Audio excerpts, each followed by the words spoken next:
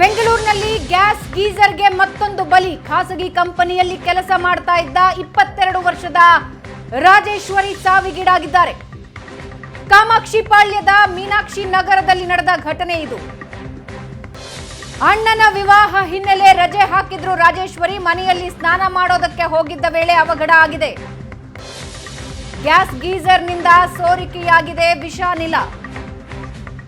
ಇದರಿಂದ ಪ್ರಜ್ಞೆ ತಪ್ಪಿ ಯುವತಿ ಬಿದ್ದಿದ್ದಾರೆ. ತಕ್ಷಣ ಆಸ್ಪತ್ರೆಗೆ ಕರ್ಕೊಂಡು ಹೋಗಿದ್ದಾರೆ ಕುಟುಂಬಸ್ಥರು. ಅಷ್ಟರಲ್ಲಾಗಲೇ ವಿಷಾನಿಲ ಸೇವನೆಯಿಂದ ಮೃತಪಟ್ಟಿದ್ದಾರೆ ಯುವತಿ.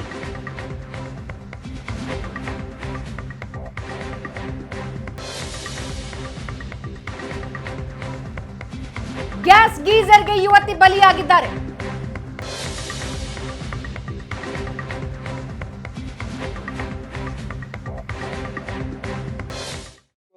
ಆಮೇಲೆ 10 ನಿಮಿಷ ಆದರೂ ಬಂದಿರಲಿಲ್ಲ. ನಾವು ಯಾರೋ ನಮ್ಮ ಸೊಸೆನೂ ಇದ್ರು, ಅವ್ರ್ಯಾರೋ ಸ್ನಾನ ಮಾಡ್ತಾರೆ ಅಂತ ನಾವು ಬಚ್ಚರ್ಮನಲ್ಲಿ ಮಾಮೂಲಿ ಮಾಡ್ತಾ ಇದ್ದಾರೆ ಅಂತ ತಿಳ್ಕೊಂಡಿವಿ ಸರ್. ಇವಳು ಮಾಡಿದ ಹೋಗ್ಬಿಟ್ಟು 10 ಮಿನಿಟ್ಸ್ ಆಗಿದೆ, ಆದರೂ ಈಚೆ ಕಡೆ ಬರೋಕ್ಕಾಗಿಲ್ಲ. ಅಷ್ಟರಲ್ಲಿ ಏನಾಗಿದೆ, ನಮ್ಮ ಮಗ ಬಂದು ಹ್ಯಾಂಡ್ ವಾಶ್ಗೆ ಕೈ ತೊಳ್ಕೊಳಕ್ಕೆ ಹೋಗಿದ್ದಾಳೆ. ನಮ್ಮ ಮಗಳು ಎಲ್ಲ ಸ್ನಾನ ಮಾಡಿ ಆಗಲೇ ಅನ್ಕಾನ್ಷಿಯಸ್ ಆಗ್ಬಿಟ್ಟಿದ್ದಾಳೆ. ಅದು ಸ್ವಾಲೋ ಆಗ್ಬಿಟ್ಟಿದೆ.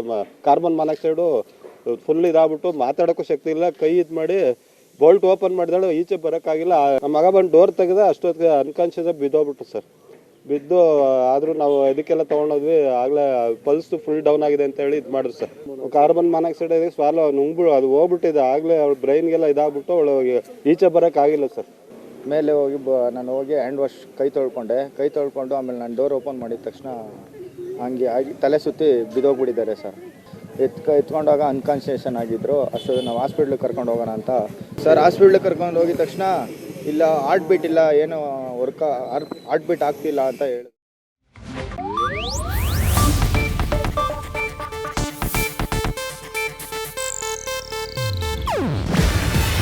ಇದು ಏಷ್ಯಾನೆಟ್ ನ್ಯೂಸ್ ನೆಟ್ವರ್ಕ್ ಪ್ರಸ್ತುತಿ. ನೀವು ನೋಡ್ತಿದ್ದೀರಾ ಏಷ್ಯಾನೆಟ್ ಸುವರ್ಣ ನ್ಯೂಸ್.